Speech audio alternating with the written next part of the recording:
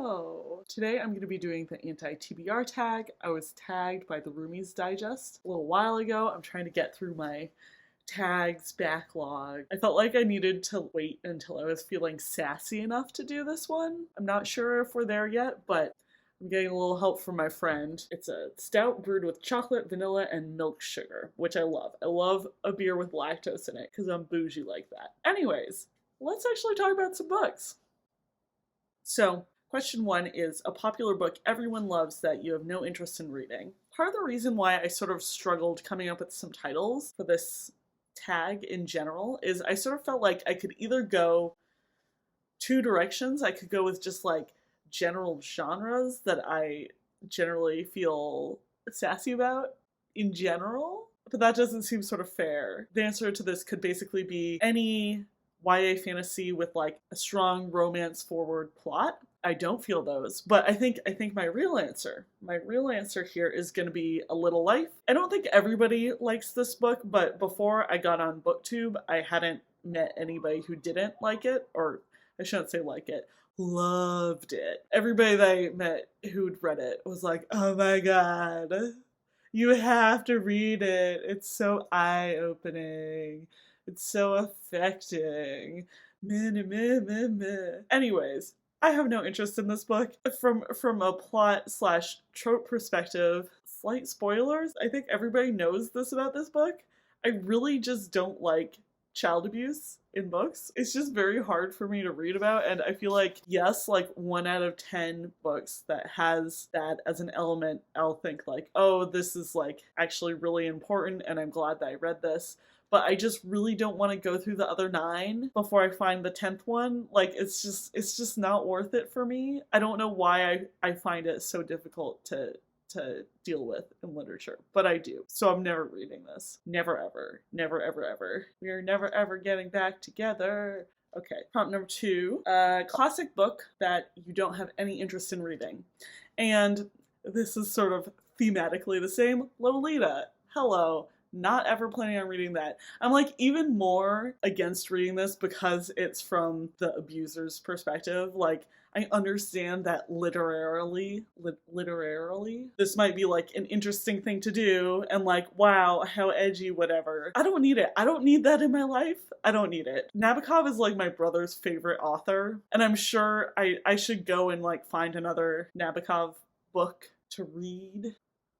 But this is not going to be it. Anything with grooming, that's all. Okay. Oh, I had a little side note for number 2, which is that it could also be any book set at the turn of the century featuring sad women trapped by circumstance, which is basically every book that has any female element in it from that time. It's not that I'm never going to read those. Like, I feel like BookTube has opened my eyes to the fact that I can and should try to read some like Virginia Woolf or Edith Wharton. Thanks, Melina. But I just find it very hard to read about, especially when it's just trapped by social circumstance. There is no way out of this situation, but there's no reason for this situation to be what it is other than like sexism. So that too. We're staying focused. We're staying focused today. I am already halfway through this beer, so could be. It's only 6% alcohol, so I have no excuse. We're just having a good time. Don't worry about it. Number 3 is an author whose books you have no interest in reading. Yeah, I should probably combine some of these prompts because they're sort of the same. But people I am not interested in reading anymore of would be Ken Fullett, Cassandra Clare, and Leigh Bardugo. Those are all authors that I read last year, and I was like, no thank you. I think this is definitely part of me just like not being very into YA fantasy anymore. It's sort of weird because like I like middle grade fantasy, or it's not even middle grade fantasy, it's just fantasy that doesn't center romance. Anyways, that's the big thing that I'm just like turning away from, I guess. And then Ken Follett wrote Pillars of the Earth. He wrote this big, fat historical fiction book that I read last year that was all about World War I. It was so bad. The characterization, the character building was terrible. All the women were terrible. Literally, like, every 5 pages, some man would turn to a woman and be like, "You clever girl!" And you'd be like, you all say this? Who says this? I mean, maybe people in the 1910s said "you clever girl" all the fucking time. I would be highly surprised though. Oh, I hated that book. I think I rated it 2 stars at the time because I read the whole thing and it was like 900 pages. But like, why is this working me up so much? I don't plan to read any more of his stuff. So that's where we are right now. 3.2 is a problematic author whose books you have no interest in reading. Of course, I've already read JK's books, but I have no interest in reading her Cormorant Strike series. So I guess that could count. Number 4 is an author you have read a couple of books from and have decided their books are not for you.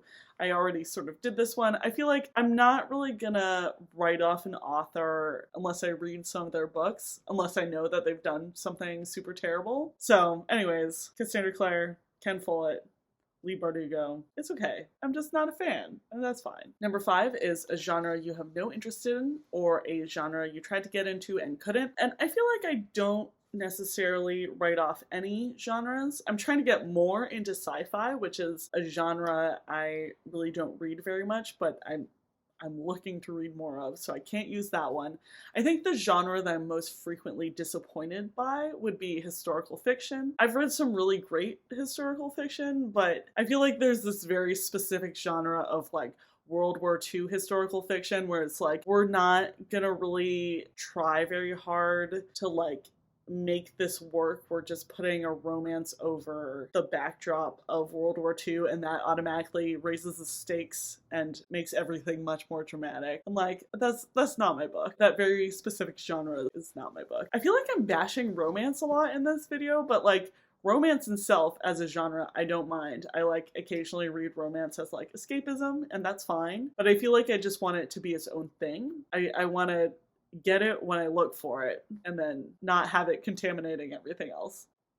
It's just like, if you go into a book that's not supposed to be romance, you just expect a plot. And like, fine, I'm okay with romantic elements, but if all of the drama and the narrative drive is around a romantic relationship, it's not what I look for in my fiction, other than romance. I'm not talking about nonfiction at all in here because I thought about it a lot and I like couldn't think of like authors or like broad categories of nonfiction that I could be like, no, never that. So this is a sign that I'm just still sort of figuring out my fiction taste a little bit more. Well, actually, here comes a nonfiction. Number 6 is a book you have bought but will never read. And here's a nonfiction.